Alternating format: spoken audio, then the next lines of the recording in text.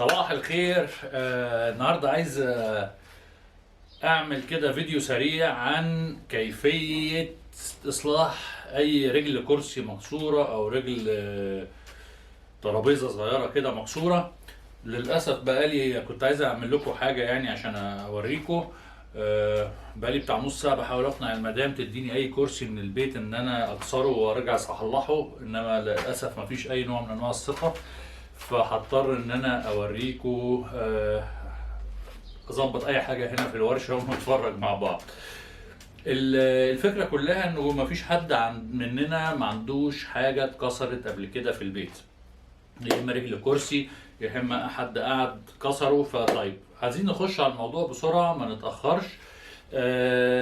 مش هطول عليكم. الفكره كلها يا جماعه انه لو عندنا اي حاجه خشب مكسوره فهنحتاج بسرعه الاتي. هنحتاج عشان الناس اللي ما عندهاش عده، ما عندهاش كلامبات عاده، عشان نصلح اي حاجه فبتبقى محتاج كلامب زي ده كده اللي هو عشان تربط بيه الخشب، او محتاج حاجه زي الكلامب ده اللي هو تربط وعشان تمسك بيه الحاجه بعد ما تعمل لها غيره.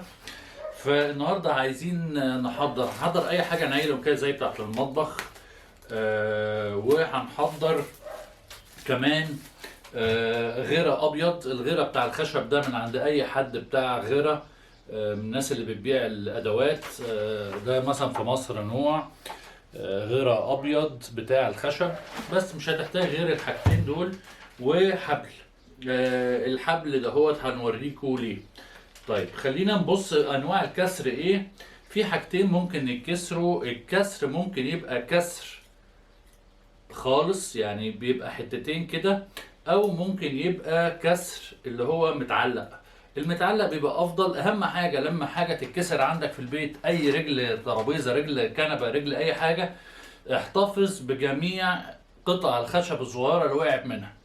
دي مهمه جدا. يعني اي حته صغيره نبتدي نرجعها تاني زي ما كانت ونشيلها مهما كانت صغيره، علشان نقدر نرجع الحاجه قد ما نقدر زي ما كانت. فخلينا نبص كده بسرعه كده على حاجه بالراحه ونشوف ممكن نعمل فيها ايه. اول حاجه يا جماعه بنحاول نعملها ان احنا نشوف الكسر عامل ازاي ونرجعه على قد ما نقدر. هنجيب الغيره الابيض دهوت، والغيره الابيض نبتدي ايه، نرص الحاجه ونحط ايه، هنحط كل على قد ما نقدر شويه كده حلوين مليانين، ونبتدي هندخل الحاجه زي ما نقدر وهنعمل لها ضغط. تقدر تضغط بيها على قد ما تقدر. طب انت ما عندكش دلوقتي كلامب زي ده عشان نقدر نمسك بيه الكسر ده، طيب هنعمل ايه؟ هنروح لافين، عشان ما عندناش كلامب هنلفه بنايلون ده، وبعد ما نلفه بالنايلون هنقدر نضغط عليه بالحبل. ليه؟ عشان الحبل ما يمسكش. النايلون سهل يطلع، انما الحبل هيبقى صعب جدا ان هو يطلع. طب ايه طريقة ان احنا نعمل كلامب او نقدر نضغط عليه؟ خلينا نشوف بطريقة تانية كده. حاجة من الحاجات، طبعا انا جبت ترابيزة صغيرة كده عشان اجرب بيها من غير ما اكسرها، عشان يبقى صعب اشرح على حتة الخشب. هنجيب الحبل اللي احنا عندنا، اي حبل غسيل، اي حبل حاجة، وبنقفل وبنعمل له، عايزين لو احنا عايزين نعمل ضغط بالطريقة دهيت، يعني الضغط هيبقى عشان نلحم الحاجة دهيت، وبنيجي وبنربط حتة الخشبة على قد ما بنقدر نربطها كويس. وبعد كده بنجيب مفك او اي حاجة في البيت وبنبتدي نلف المفك. نبتدي نلفه على قد ما نقدر علشان، ونبتدي نعمل قصة الضغط. انا كده بضغط ازاي؟ انا بضغط هنا، شايفين كده بقى في ضغط جامد على الترابيزة.